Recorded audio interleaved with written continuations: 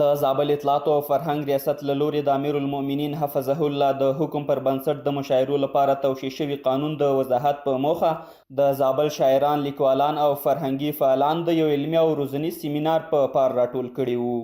په دې یو ورځني سیمینار کې چې د اطلاعات او فرهنګ ریاست په تالار کې جوړ شوی وو، د دغه ریاست رئیس د ګډونوالو هرکلی وکړه او د شعر او ادب پر ارزښت یې مفصله وینا وکړه. نوموړي څرګنده کړه چې شعر کو سم وکارول شي د اصلاح، دعوت او ملت د بیدارۍ وسیله ګرځي. شعر هم د دې خبرو له جملې څخه دی که شعر د الله جل جلاله د تقدس په باره کې ویل سوی، که د پیغمبر صلی الله علیه وسلم صفات مبارکه پکې بیان شوي، که مسلمانان و نیکو کارونو ته پکې رابلل شوي، که د اسلامي نظام د همکاري او د اسلامي نظام د حمایت لپاره ویل شوی، نو له شکه پرته چې دغه شعر حسن دی. همداراز د مرکز څخه راغلي استازي د اطلاعات او فرهنګ وزارت د ترنم رئیس د امیر المؤمنین حفظه الله له لوري توشیح شوی قانون ګډونوالو ته معرفي کړ.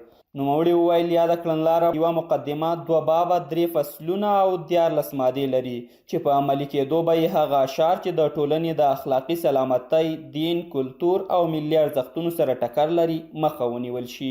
انشاءالله داسې څه نسته پکې، ټول زموږ تاسې د هغه اصل افغاني فرهنګ، هغه اصل پیمانه ده، هغه څه دي چې زموږ د لاس خپل فرهنګ وتلی وو.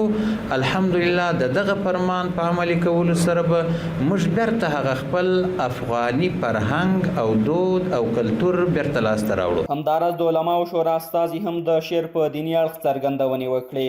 هغه وویل چې د شریعت په چوکاټ کې لیکل شوی شعر کولی شي د وطن نظام او ټولنې په فکري، معنوي او اخلاقي پیاوړتیا کې رغنده رول ولوبوي. حدیث کې راځي چې بعضې له شعر څخه حکمت ده، د پوهې خبره پکښې وي، د ګټې خبرې پکښې وي.